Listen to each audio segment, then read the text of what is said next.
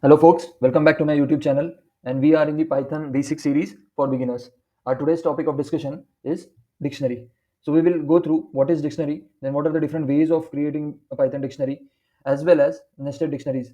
Then we will also have a look at how to access a element of a dictionary and how to add or remove, or you can say delete an element from the dictionary. Further moving ahead, we will also have a look at dictionary methods as well as concept of dictionary comprehension. So let's start with the definition. So a dictionary in Python is nothing but a data structure that stores a value in, in the format key value pairs. So key and a value. Like we have in our normal dictionary, normal Oxford dictionary, you may consider for an example. It's a word and a meaning pair, right? So here, instead of word, there will be a key, and instead of meaning, there will be a value. So let's see how we can create a dictionary. So one variable dict is taken is equal to curly braces, and inside that there are different key value pairs. Here, if you could look at this carefully, 1 colon and Python. So 1 is the key and Python here is value. Similarly, 2 is the key here and 4 is a value, 3 is the key and beginner is a value. And if you print this, if you try to print this, then it will print a dictionary type of data. Okay, then data, or you can say output. Moving ahead, dict is equal to name students 1 colon 1 2 3 4. Now here they are showing that you can store heterogeneous elements in dictionary. So name students is a string, and here 1 is the key, and this 1 2 3 4 is specified in a list. Similarly, 1 here is a key and name is also a key, and students and this list of 1 2 3 4 numbers are their respective values. So if I run this, you would see the dictionary has been successfully created for heterogeneous data types. Now moving ahead, you can also create a blank dictionary, that is empty dictionary, without specifying anything using curly braces. Then after that, we would see there is one more method, that is dict.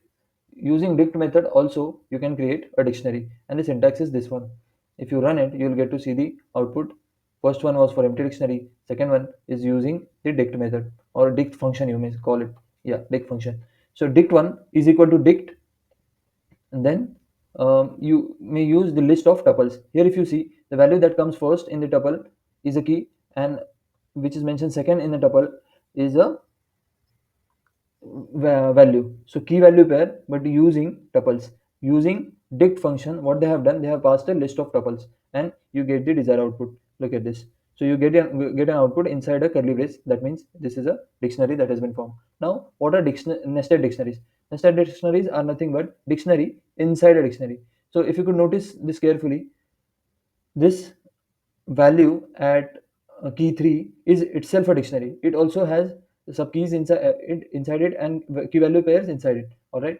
So if you have a if you look at it, first one, it's a normal key value pair inside the dictionary. Then second one is also normal key value pair. In the third key, they have a dictionary inside a value, and inside of that, in that dictionary there are again multiple key value pairs. So that's it. That's the way to create nested dictionaries. Now, how to access the dictionary elements? Kindly note, whatever we have studied till now, we used to access the elements using indexes. Here, there is no concept of index. Instead, whenever you want to access a particular element of dictionary, you will mention the key. So, if you look at this, they want to access this value for. What they have done, they have mentioned dict of name. If they mention dict of 1, then whatever is there in key 1, whatever value is there in key 1, that is Python in this case, will be displayed. And there is one more method with which you can get the value. However, that method will also take argument as a key. Here, if you could see, dict.get is the method, and the argument passed inside is 3. That is nothing but a key. It will display you beginners. So let's check for the output by running this cell. If you could see this first one, dict of name gave us the output for. Then dict of 1, it gave output as Python, because 1 is the key. And then get 3. So what is that 3? Key 3 is beginners. So you get the output like this. I hope you are able to understand what I'm trying to convey. Then accessing element of a nested dictionary. Here in this case, you will have to specify key of outside dictionary first, that is dict 1 in this case. and inside dict1 there is a value, but that value again is a dictionary. After specifying outside key of a outside dictionary, you will have to also specify key of a inside dictionary, and then you can retrieve this value water. Similarly, you can do it for second element as well. So I run this code and you'll get the output water and for. Okay, then we move on to how to add items in Python dictionary with different data types. All right, so these are this is an empty dictionary. Then what we did, we created these keys and these values. All right, and now we are trying to see whether those got populated in the dictionary. Now if I print the dictionary, this keys and value pair should be visible. So let me run this cell and then see the output. The first one was empty dictionary. Then we created 0, 2 and 3 keys. Remember, again, these are not indexes, these are keys. So key and a value Python. So for 0 it was Python, for key 2 it is for, and for key 3 it is 1. After that, new key was inserted. Again, they are trying with heterogeneous things. And if you could see this 2 comma 3 comma 4. All right, so what is this 2 comma 3 comma 4? If you see something like this, it is a tuple, right? So in key value set, value 2 3 4 is stored in the form of tuple. After that, dict of 2 is equal to welcome is what they are trying to what is assigned in the program this time. So here dict of 2 will change, for will become welcome. If you could see the output carefully, 2 key 2 has changed its value to welcome. And then dict of 5, new value introduced. You could see 0 is there, 2 is there, 3 is there, and again value set is also there. However, there is no dict of 5, so new value will be inserted. And what I'm trying to do with this, I'm trying to show you how you can insert a nested dictionary value. So even nested dictionary value also can be inserted in a particular dictionary, or added, you may say. So this is a nested dictionary, a dictionary inside a dictionary, and this is outside dictionary. So if you would see at the fifth key, this nested dictionary was inserted. So here, if you see, if you observe carefully, there are heterogeneous type of data. Then how to delete an element in a dictionary. So if you want to delete an element, you have to use dict of del method and dict of 1. So if you do this, whatever is associated with key 1 should be deleted. So key 1, if you notice, key 1 got deleted, and we get the output as name for and 3 beginners, that is without key 1 and Python. So it deletes it successfully. Then if you want to delete entire dictionary, you just specify the dictionary name, that's it. The keyword will be the same, that is dict. Now what are different dictionary methods? First, to observe all these methods, what we have done, have created a dictionary here, simple, in a simple way, key value pairs in curly braces. After creating dictionary, what we are trying to look at is copy method. So what will this copy method do? This will create a copy of the original dictionary, and it is stored in dict2. Now we will try to print dict2. So when I try to print dict2, let me run this cell. Print dict2 displays what? Exact exact dict1 by key and values. So this is what is printed. This highlighted output is the output for print dict2. Then dict1 dot clear. So if I clear dict1, I have all these values in dict2, but I want to clear dict1, then there will be no value, right? So that's what the output is displaying, no value. So dict1 dot clear, when you do it, empties all the values in the dictionaries. Then print dict1. So dict1 was printed, and that's the result you got here. Dict1 dot clear cleared it, but to see whether it got cleared or not, we printed. All right, then using get method, dict2 dot get 1, what we are getting over here is at key 1, what is the value? Monica. So if you want to retrieve Monica, you can use the get method and mention the key over there. This is something that we saw earlier as well. Then dict2 dot items. So you may read the description over. Returns a list containing a tuple for each key value pair. So for each key value pair, it will return key value pair list. So whatever key values are there inside the dictionary, that will be treated as items, but it will return as a list of tuples, right? And if you want to see what all keys are there in a particular dictionary, then the method is keys dict2 dot keys. So if you use dict2 dot keys, you will get to see what all keys are involved. After that, dict2 dot pop. Pop of what? 4. So whatever is associated with key 4 will be popped out. If you could see here, earlier Maria was there, at key 4. Now, now what has happened is I mentioned 4 here.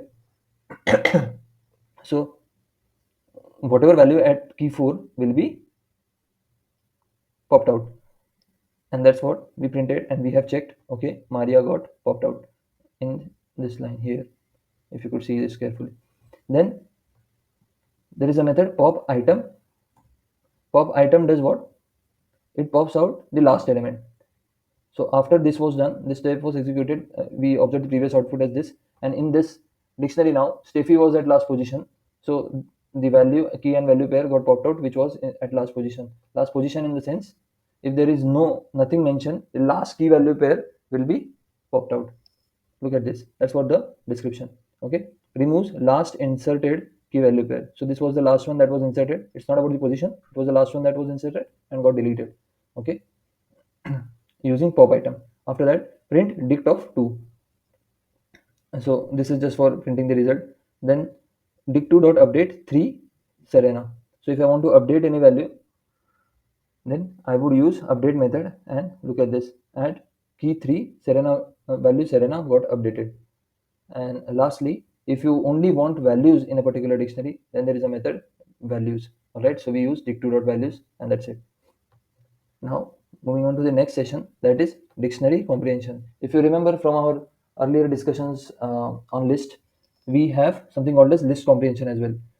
What we mentioned at that time, that is just a shorter way of writing a for loop. So whatever you want to do in for loop, you write it before before the for statement, and whatever condition will follow, and that entire thing will be stored in one variable. Now here you are using curly braces to store it. So that is what indicates that it is a dictionary comprehension. If in list, if you remember, here there were square braces, so that will indicate that okay, it is a list comprehension. And one more difference is that here there will be key value pairs, because dictionary is for key value pair, right? It is not for a single value.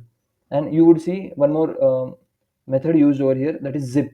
Okay, what zip does is it maps keys to the values. Here in this case, there is a variable keys, and different keys are passed as a list, that is a, b, c, and d, and e. Then different values 1, 2, 3, 4, 5, these values are passed in a list through variable values. Okay, so we need to do the mapping of this, only then we can form a dictionary. All right, so to do that mapping, we have used zip method. So zip method will do the mapping, and for loop will iterate over each and every element, and let's see, do we get the desired output. So look at this. A got mapped to 1, b got mapped to 2, c got mapped to 3, d got mapped to 4, and e got mapped to 5, and that's what we expected.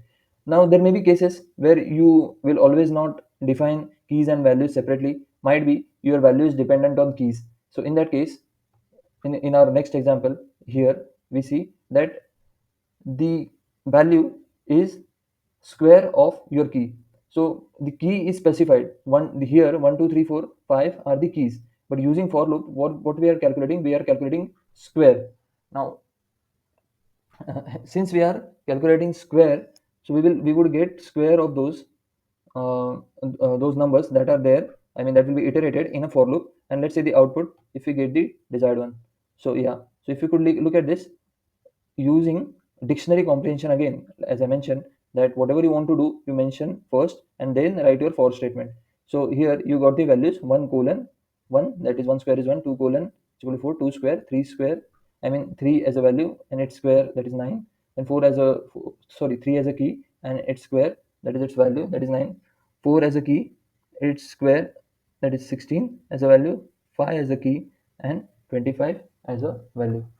So that's all about it, all about dictionary comprehension. So in this way, we have covered the topics for today, you can say subtopics for today, and there are a few things that I have already used, like and list and just hold on, list, then tuples, so which were already covered in the previous videos of the series. You may always refer to those videos if you are not aware about what are list and what are tuples, so that you have a better understanding on dictionaries wherever I have used those, and I will paste those links in the description of this video. So thank you for watching, and see you in the next video.